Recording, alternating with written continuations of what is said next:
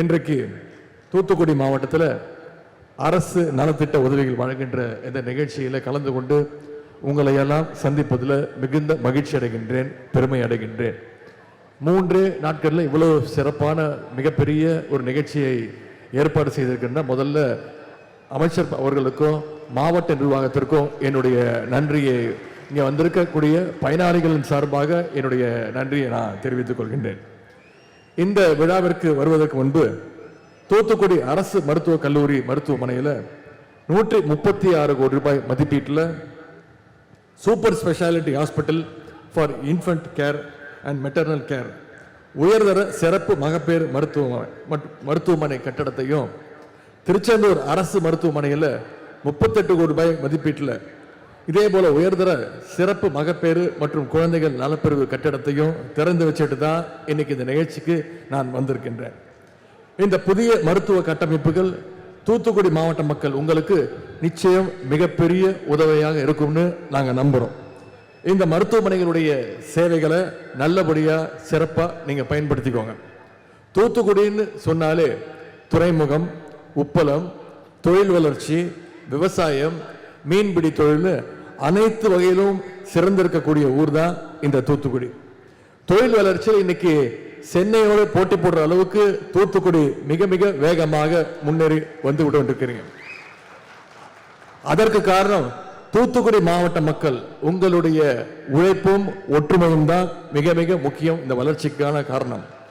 இன்னைக்கு இந்த நலத்திட்ட உதவிகள் நிகழ்ச்சியில 4000 பயனாளிகளுக்கு 110 கோடி ரூபாய் அளவிலான அரசு திட்டங்களை வழங்க இருக்கின்றோம்.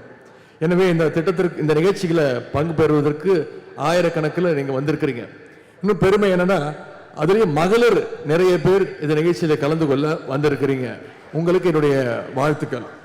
இன்னைக்கு தமிழ்நாடு பொருளாதாரத்தில் மிகப்பெரிய அளவில் முன்னேற்றம் அடைஞ்சிருக்குன்னா அதற்கு இங்க இருக்கக்கூடிய மகளிர் அவங்களுடைய உழைப்பு மிகப்பெரிய முக்கியமான ஒரு காரணம்.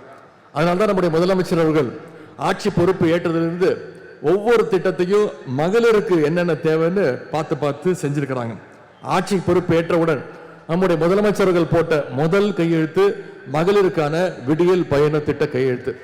இன்னைக்கு அந்த திட்டத்தின் கீழே 960 கோடி பயணங்களை மகளிர் மேற்கொண்டிருக்கிறாங்க. இந்த தூத்துக்குடி மாவட்டத்தில் மட்டும் சுமார் 12 கோடி பயணங்களை மகளிர் விடியல் பயண திட்டத்தின் மூலம் மகளிர் மேற்கொண்டிருக்கிறாங்க. அதே போல மகளிர் காலையில் எந்திரிச்சு சீக்கிரம் வேலைக்கு போற பெற்றோர்கள், குறிப்பா பசங்களை பள்ளிக்கூடத்துக்கு அனுப்பும் முன்னாடி சமைக்கிறதுக்கு நேரம் இருக்காது. சாப்பிடாமே குழந்தைங்களை பள்ளிக்கூடத்துக்கு அனுப்பிச்சிடுவாங்க. ஆனால் அதன் பிறகு உட்காந்து யோசிச்சுட்டு இருப்பாங்க, பையன் குழந்தை ஸ்கூலுக்கு போச்சு, சாப்பிட்டானா, பசியோடு இருப்பானே, படிச்சானா அப்படின்னு. அதை போக்குவதற்காக நம்முடைய முதலமைச்சர் அவர்கள் கொண்டு வந்த திட்டம் தான் முதலமைச்சருடைய காலை உணவு திட்டம். இன்னைக்கு தமிழ்நாடு முழுக்க 22 லட்சம் குழந்தைங்க இந்த திட்டத்தின் கீழே பயன்பெற்றுக்கிட்டு இருக்காங்க. இந்த தூத்துக்குடி மாவட்டத்தில் மட்டும் ஒவ்வொரு நாளும் 52,000 மாணவ மாணவிகள் குழந்தைங்க இந்த முதலமைச்சர் காலை உணவு திட்டத்தின் மூலம் பயன்பெற்றுக்கிட்டு வராங்க. தூத்துக்குடி மாவட்டத்தில் மட்டும் இன்னைக்கு சுமார் 12,000 மாணவ மாணவிகளுக்கு லேப்டாப் திட்டம் வழங்கப்பட்டிருக்கு. இது எல்லாத்திற்கும் மேலே மகுடம் வச்சது போல ஒரு திட்டம், அதுதான் கலைஞர் மகளிர் உரிமை தொகை திட்டம். அந்த திட்டத்தின் கீழே இன்னைக்கு கிட்டத்தட்ட 3 ஆண்டுகளா ஒவ்வொரு மாசமும் 1,31 லட்சம் மகளிருக்கு மாதம் 1000 ரூபாய் நம்முடைய முதலமைச்சர் அவர்கள் வழங்கிட்டு வராங்க.